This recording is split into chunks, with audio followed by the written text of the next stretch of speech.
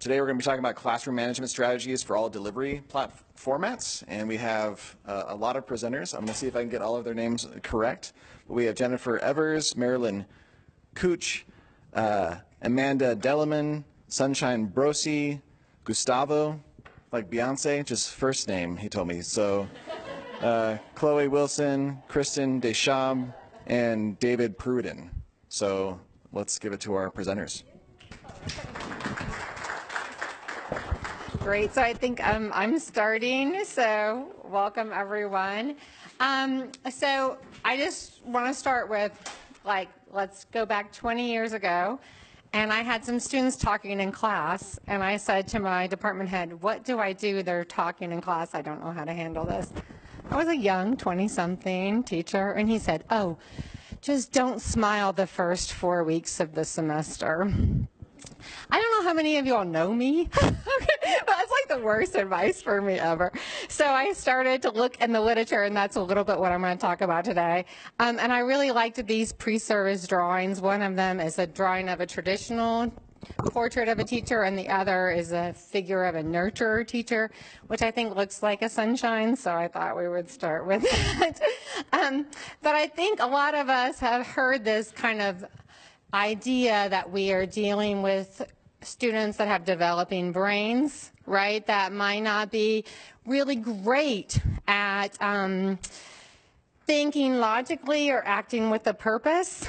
But we can think about these students instead of thinking about them in this set mindset of their brains haven't developed yet.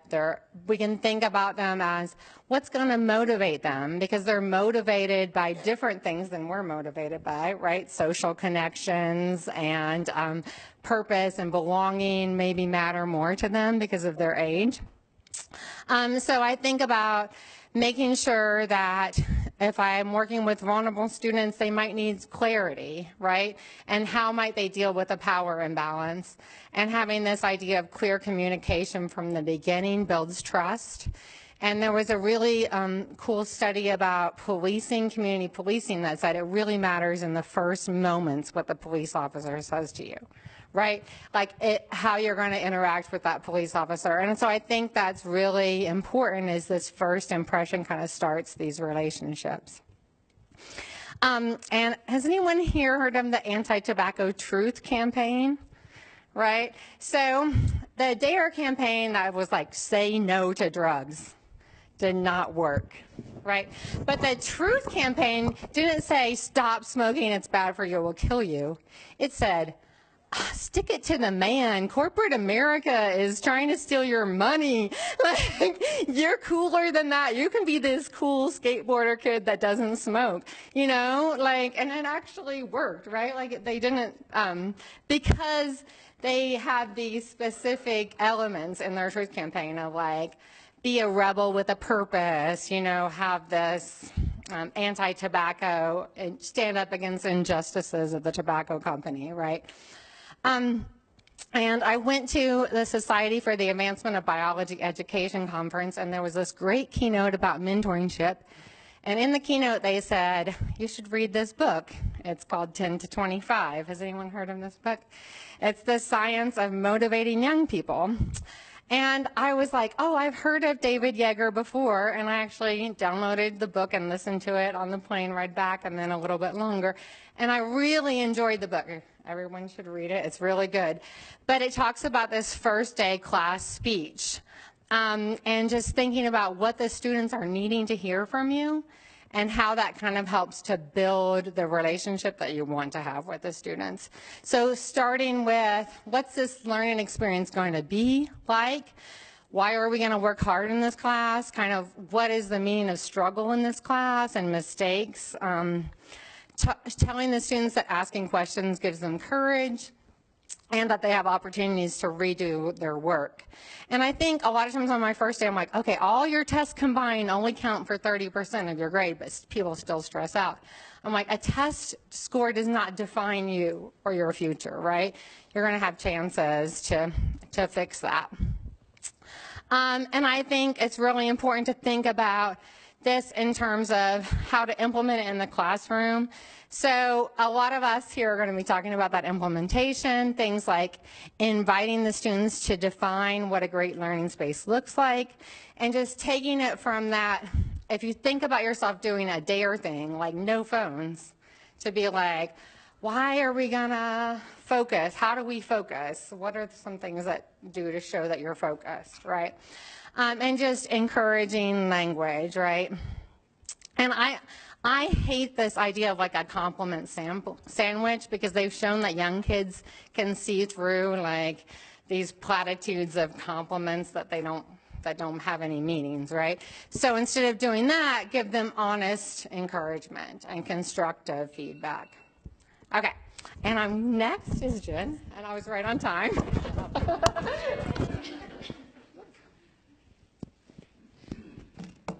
All right, sorry about that. So yes, we are keeping time because we have so many of us. First, I want to share that the purpose of this is just to talk about things that we do in the classroom to kind of manage student behavior. And then Krystin will help us at the end talk about what if all that cool stuff doesn't work. So you'll hear lots of different ideas from each of us on what we do to kind of manage students in the classroom and through different delivery formats. So for me, I do a lot of front loading. I'm going to focus on getting student buy-in and establishing boundaries. And these are themes you'll hear throughout most of the people's presentations. So these are really important concepts in our everyday lives, and they impact student behavior. When people know why they're being asked to do something, they're more likely to comply and usually more likely to not complain. When people know what's expected of them, it helps them understand how to behave and how to engage. It sets up those parameters. And when we include people in setting expectations, it helps give them agency and voice. So those are the things that I'm going to focus on. On the first night in class, and I teach mostly synchronously, but you could easily incorporate this into an online like discussion board or something for an asynchronous course. So I do this activity I stole from Tim Chenette, and I really enjoy it. So I display the Banner class description, that Banner has, and I break students into groups and have them consider the following questions. What do they feel the learning outcome should be? And I explain to them that the learning outcomes describe the measurable skills, abilities, attitudes, and values that they should be able to demonstrate as a result of taking the course. I let them know that learning outcomes are student-centered, not teacher-centered. So it talks about what the student's going to do, not what the teacher is going to teach. They also discuss what assignments or activities, I forgot that part, sorry guys. They also discuss what assignments or activities would achieve those outcomes. So how do we get there? And then they talk about how they would assess it. So how do we know if they met that outcome? So I give students I put them in breakout rooms, or if it's a Connect class, I have them do by classroom. I give them about 6 to 10 minutes, and then we come back. And I display for them the course objectives that I created. And I ask them to assess how well they line up with what they thought. They're usually very close. If they're not, I would give consideration to how well I'm doing what I'm supposed to do with where the class fits in the curriculum. Sometimes we drift away from that inadvertently. Sometimes we drift because the class needs to fit into the curriculum differently, and then we may want to redo the Banner description. So when I go over the course assignments later in the evening, it's pretty obvious to them why I'm having them do what they do based on this understanding. But I tie it back to it regardless. So I let them know this is tied to this objective, this is tied to that objective. It helps, sorry, I'm making sure I'm advancing the slides, yes. It helps ensure that what I'm asking them to do makes sense to them. So it gets some buy-in, lets them know why they're doing what they're doing, and get clarity on what we're going to do. And finally, this is on the first night still, I invite students to share with me and with one another what their expectations are of the course. So, of me and one another, basically of the whole kit and caboodle.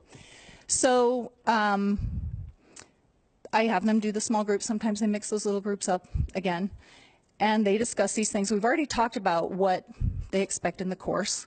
Sometimes they add things in, but then they talk about Their expectations of me, typically that has to do with timeliness with grading and responding to emails, and then what they expect from one another. What I love about this is it really mimics group social work, what we do with groups in social work. I'm a social work instructor. And it helps them get buy-in because they're having a say in what the course culture looks like. It helps them have voice. They're getting to tell me their list of demands, right? I spend the whole night telling them my list of demands in the syllabus. This is where they get to share with me what they want and they expect. And so it really gives them that opportunity to connect with one another. And then when problems arise, and I always catch myself saying when instead of if problems arise, we can fall back on their expectations of each other rather than my expectations of them. In the plenary presentation, he talked about that power dynamic, and that brings it down so that it's not me having all the say of how things should go. They've talked about what they want and how things should go according to them, if that makes sense. So giving them power, giving them voice, leads to buy-in, understanding of what's expected in the classroom from me, from each other, and for the material.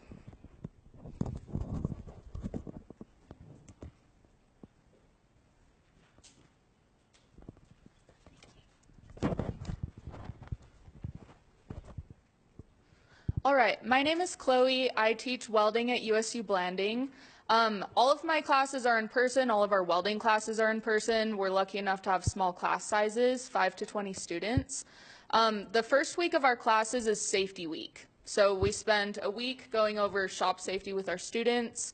I call it 101 ways to not die in a welding shop, how to not blow yourself up, how to not asphyxiate, how to not electrocute yourself, how to not catch yourself on fire or minimize that, it's not always avoidable, how to not lose limbs. And just important is setting the tone for emotional and psychological safety in our shop and in our classroom. So when my students show up every day to class, I want them to feel safe. I want them to feel safe asking questions. I want them to feel safe failing. I want them to feel safe coming to me and to other students. I want them to really feel like they have a safe place to learn. And then I tell all of my students at the beginning of class, while we're introducing the syllabus and classroom expectations, all of us have a responsibility to make that happen. I'm responsible for creating a safe space in my classroom and my shop for my students, but all of them are responsible for that as well.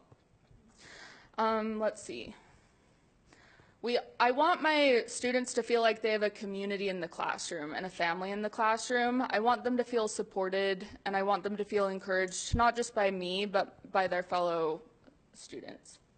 So that's how I start the semester, setting the tone for expectations, and that hopefully builds a sense of trust and connection early on. And then we also work on that throughout the semester.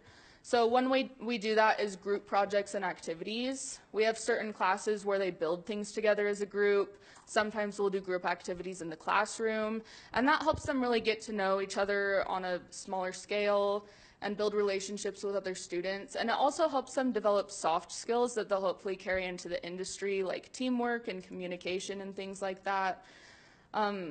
We also start our big classes with getting to know you questions. We don't always do this in our smaller classes, but I've compiled a binder of like 400 getting to know you questions, and I'll give that binder to a student before class and assign them to pick a question. They can pick anything out of the binder or come up with their own. And then we go around the room and we take a few minutes and everyone answers it. And that really helps them connect with each other. Maybe this person has the same favorite food as I do. Maybe one of our questions is always, how would you handle a zombie apocalypse? So they always bond over that. And that, I've noticed a huge difference from my first semester teaching at Blanding to this most recent semester. That really helps them connect with each other and form community more quickly. Those getting to know you questions do.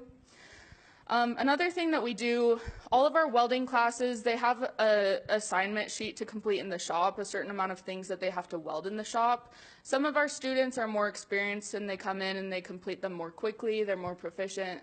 Some of our students are just starting out and it takes them a while to get started and to complete things. So when I have a student that's taking a while and I have a high achiever, I often pair them together. And I ask the high achiever to help give tips and tricks to the student that's a little more behind. And that helps them really understand that they are responsible for helping each other in class, and they can rely on each other. And that extends just beyond the classroom. Once they graduate, those are connections that they've built that they can use in the industry going forward. That's something that I'm grateful for. I've stayed in touch with several of my classmates, and it's helped me a lot in the industry. Another thing that I like that we do as a welding faculty is we meet weekly and we discuss agenda items, but we also discuss student issues. And I like that we have a collaborative environment within our department. If we have student issues, if we have issues that we're running into with the shop in general, I know that I can bring those to the meeting, and we're all invested in student success. And if I've hit a wall with a student and I don't know what else to do and what my options are, I feel like that departmental collaboration is really helpful, and it helps me move forward in situations where I feel stuck. Another thing that's important is keeping in touch with advisors and student support groups. We have several support groups on our campus. We're lucky to have that. So I really try to stay in touch with advisors, especially when it comes to problem students, and let them know what's going on and let them know what my approach has been, and request help if I feel like that's helpful. And yeah, I think that's been a good, it keeps everyone on the same page. If a student fails at the end of the semester, usually my advisors and my student support groups know what's up ahead of time. And then I reach out with enough time where they can really help if they need to. And that's my time. And Amanda is next.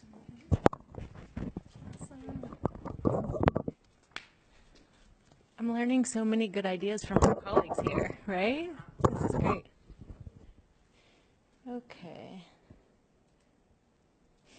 Okay, so my name is Amanda, and I teach, I'm based out of USU Salt Lake.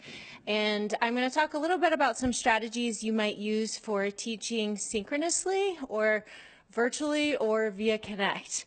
I don't know how many of you have had the opportunity to teach via Connect, where you might have 3 students in one space, 2 students in one in another.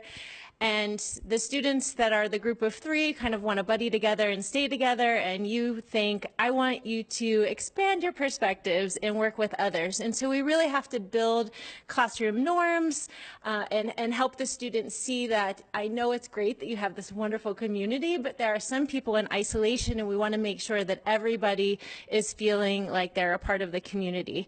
So I think with all of that brings opportunity and challenge, right, in terms of classroom management. So I'm going to share a few strategies talking about classroom norms, facilitating effective breakout rooms, and using the chat feature if you use Zoom. I always like to start with this slide here because, you know, we need to be reminded that in any given class session, our students are showing up with so much that we don't see. And when we're only engaging via Zoom and we just see them from head up, we really don't know what's going on. And so whether they're tuning in from their bedroom, their kitchen, if they have distractions in the background, if they're in an elementary classroom, I teach future teachers, so some of them log in from their elementary classroom. We don't really know, and so it's easy to assume that we might know the whole story, but we don't. And so I'm really big into humanizing the learning process for myself and for the students to remember we don't know how our colleagues are showing up today or your peers. So if we keep an open mind, we might be able to help somebody come out of their shell, or we might show up to a breakout room conversation with a little more gentleness because somebody might need that in that space. And I think that's so important. And it's easy to get straight down to business sometimes, and we have to step back a little bit and just make sure that everybody feels valued and seen and heard in the spaces. And that helps us respond with empathy and intention, and our students as well. So one of the things that I like to do is use helpful norms for the students, or even co-create norms for the students. And so if we're looking at things like camera use, or what does respectful dialogue look like, we all know we have somebody in the class who is going to be very boisterous and talk a lot and take up all the space, and we want to make sure that everybody's voice is being heard. So I might post these class norms that we co-create and repeat them every single session as a gentle reminder. And you might even include include things like share kind words and acknowledgments. I might go into a breakout room and say to somebody, I really like how you said this. And then you can hear the students start using that language, and it just fosters this caring, compassionate learning space. Also, ask questions if you need clarification is an important one to highlight. Some students might say, I don't know what we were talking about, so I didn't say anything. And so if you invite these helpful tips and remind the students of these helpful tips, they might start to use them more often. Breakout room conversations definitely need structure. You know that if you are intentional about setting the students up for success, they're going to make the most of that time. And sometimes your session is stacked with content, and you can only allow a certain amount of time in those breakout rooms. So if you use prompts or assign roles for the students, or maybe even give them a shared document to keep track of what they're talking about, so they know exactly what they're supposed to be doing in that space, that's going to keep them on track. And I read, actually, Marie, you were in the Learning Circle with me, and we read the book Mindfulness in the Classroom, Supportive Strategies, I forget the name of it. Anyway, one of the helpful tips that I plan on using this semester is, if you know you have a reluctant student and you can't really cold call on them in the classroom because you're in Zoom environment and they might, buckle up and not want to talk, you can in advance send them, hey, I'm going to ask you a couple questions in this session, and get them prepared. And so we really want to invite that inclusive space, and giving them a heads up might be helpful. So this is another great way to bring the students all together. All right, and I am over my time. Had one more thing to share, but who's next? Marilyn? Marilyn, is that you? Gus, yay!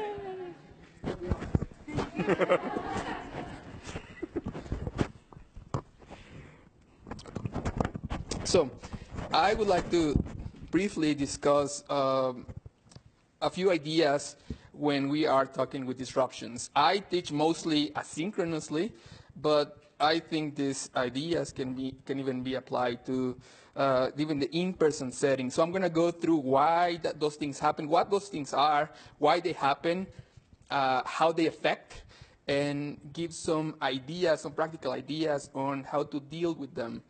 And I would like to focus first on, just right away, that it's about a mindset. It's about the mindset of the instructor. At least that's been my experience in the past 6 years that I have taught here in this university.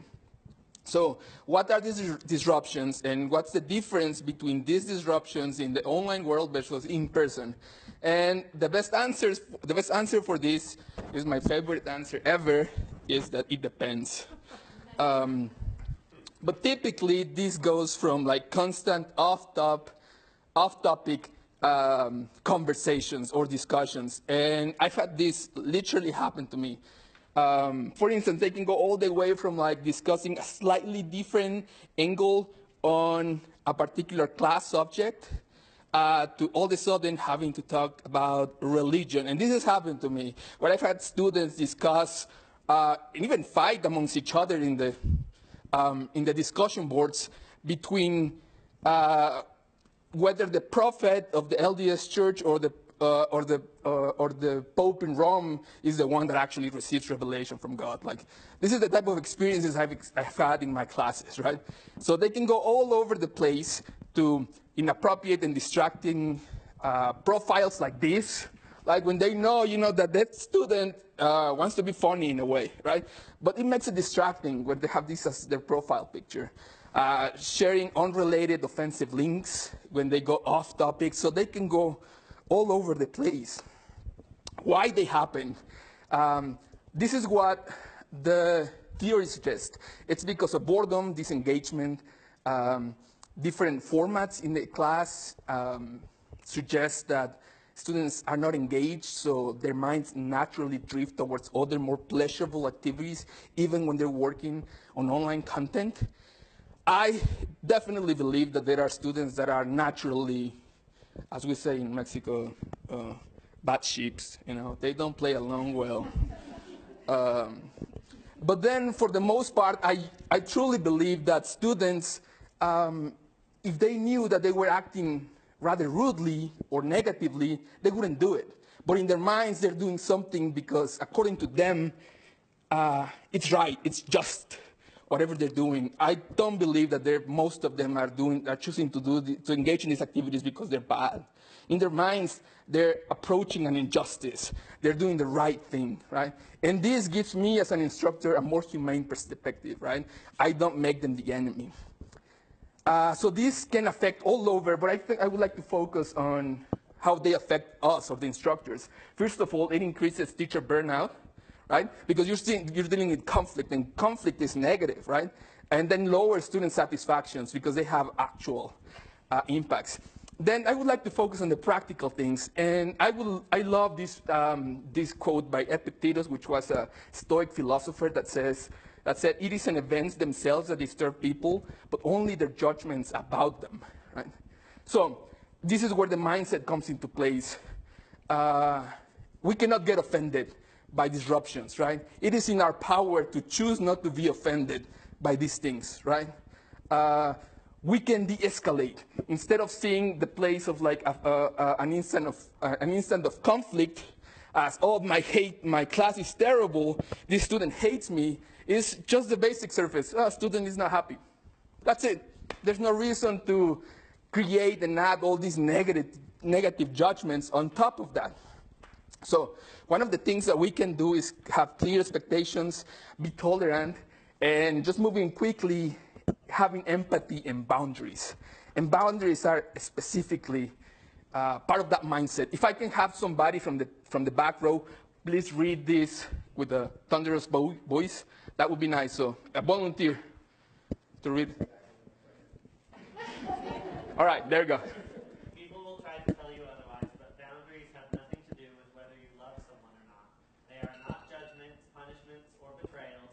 They are a purely peaceable thing. The basic principles you identify for yourself that define the behaviors that you will tolerate from others, as well as the responses you will have to those behaviors. Boundaries teach people how to treat you, and they teach you how to respect yourself. Thank you. It's all about mindset, right? And if you guys want this netiquette that I have, I can share it. I'll be happy to share it. Thank you.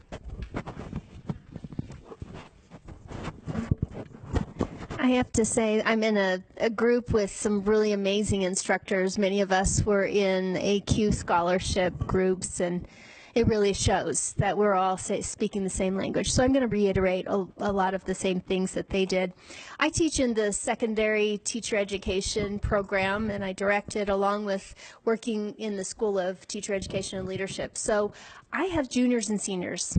But this past fall, because of my content being a depth course, I got some freshmen, and I saw some really different behavior that I hadn't seen since I taught high school in the 90s. So I'm dating myself. Okay. So I'm going to reflect back on professionalism, because they're going to be student teaching within a year in my class, within a year after taking my classes, or maybe even 2. So it's a professional track that they're in. So one of the reasons why I bring up make yourself look good, I tell them you may work with other people that are in your cohorts, or you may be in a content area that you've had several classes together. And my classes are asynchronous, and I do teach mostly online. So in the classroom, whether it's the discussion board or if I'm having you work on a project together, always be professional, really look good, and that way you're preparing and setting yourself up for that professional mindset. I also teach multicultural and educational foundations, and so I talk about some hard subjects, white privilege. I talk about discrimination in schools, because they're going to be teaching other people's children. And 6th through 12th graders, their parents can come at you just as quickly as the elementary students. So I want them to be able to see and to begin modeling what it looks like to see someone else's viewpoint, because their experiences are not your experiences and vice versa. So remember to be uncomfortable, but question the uncomfortable. Why? And that allows for in the classroom, or even when we have a discussion board, that they begin to see how they can use this as a teacher tool belt moment for when they have their own classroom and they may have a conflicting colleague or a student interaction. I want them to create a network of colleagues, because they're going to be working in classrooms or schools where they're by themselves and they are the department. So they may need others in, let's say that you're a science teacher in rural Richfield and I'm a science teacher in Roosevelt, where I'm teach out of. I may need your help. So reach out to them, but create a colleague and an articulation that really begins to build in that secondary ed. As my other colleagues have said, share kind words, but I model it by saying, if you see something that really makes a difference, or you say, I like the way X, or I'm going to do that, or in the chat I'll say, give me a reason why you decided to say, I really like that. So they back themselves up and they begin to think of how they want to be professional, how they want to be seen in that classroom. Now, I've had some areas where students are like this. They don't want to be on that camera. And I'll say, you're going to get students, it's called teacher karma. You're going to get students just like yourselves. So have some good karma coming back to you, y'all. And I had a student who did. They were graduated and they came back and they said, that is so true. I have seen that. And I said, see, you look good and you're getting it back. So it's coming in. But I always want them to participate, to be ready. So if you know that you've got, and some of my students, they've got sick children or they themselves are not well, I said, be ready to participate. Remember that participation looks different for many of us, but put questions in the chat. If you're really sick, put something in the chat, pose a question or discuss or have some kind of a focus on the content that we're talking. You paid for this. I always say you paid for it. But one of the first things I want them to also know is that in the classroom, there is a student code that they've agreed to. And as a student at Utah State University, they're open to different ideas. And this class or different aspects of discussions may not be comfortable to you, but you signed on for this, so we're going to do this. And that allows for them to say, yeah, I'm ready. And when they ask questions of their peers, it's related to the topic. So I will say in my Monday morning motivation, I'll send out a question and say, be ready to talk about this. This is what we were talking about last week. We're going to scaffold into this week so I don't catch them off guard. And because of this, I want you to remember, go slow, do one thing really, really well this semester, and then move on to the next change that you want to do. Don't do everything at once, because I did that and I didn't do very good. So just enjoy that. But those small groups, they're really worth it. And now the cleaner. Oh gosh. Yeah. Hi friends, I'm Krystin Deschamp. I'm the interim VP for Student Affairs and the Director of Student Conduct. And you have heard outstanding tips of how to manage classrooms, how to affiliate with your students, how to accept the occasional disruption and not let it disrupt your class. Sometimes, though, the best strategies don't work, or there are students who really are disrupting not just you, but the other students. And you need to know that if you as faculty members have the right in your class and the responsibility to maintain an effective learning environment for students. So if you are unable to teach or other students are unable to learn because of somebody's behavior, that is disruptive. And you really decide what that means. It can look like a lot of different things, and what might be disruptive in Chloe's class might not be disruptive in Sunshine's. So it is class dependent. The first thing that you need to know, if you have a circumstance where a student their behavior is interfering with your ability to teach or another student's ability to learn, is you need to have a conversation with the student. You need to pull the student aside and say, friend, when you are listening to music in class or talking with your friends or asking repeated questions that are taking up a lot of class time, that is interfering with my ability to teach. So I'm going to ask you not to do it. Maybe limit your questions to 2 questions a class. You're welcome to give them ideas, but you need to make sure that you've had the conversation and then you follow up before the next class with an email saying, thanks for meeting with me. These are my expectations. That usually works, but if it doesn't work, then you'll want to, if our student continues to talk in class with their roommate or their seatmate, and the disruption continues on, you need to share with your department head. And the department head might have a conference with you, and the student might connect with the student individually and you individually, and may decide to refer to student conduct. If you don't do this, and you haven't met that first step, and you come to me a month into it saying, gosh, I've talked to the students so many times, I'm so worn out I can't do it anymore, I want them out. I've been advised by our colleagues in legal affairs that because the student has paid tuition, that and because of the federal district that we live in, we're obligated to give them due process. And so before we can ask them to leave, this doesn't happen very often, I want to let you know. But if you reach this boiling point, and you're like, gosh, I want this student out, if you haven't done the first step, you have to start there. And so I want you to just keep that in mind.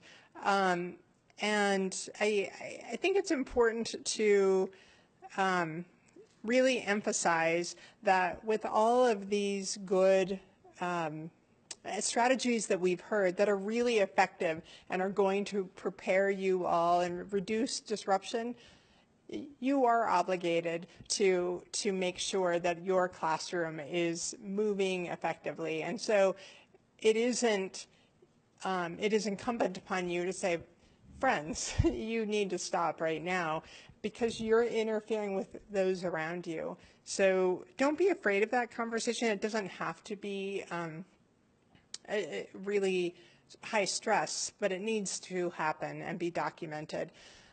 Disruptive behavior, again, it depends on it can vary from class to class. Here are an outline of different kinds of disruptive behaviors. I want to highlight that it's really different than dangerous behavior. And if you have a dangerous circumstance in your class, you are welcome to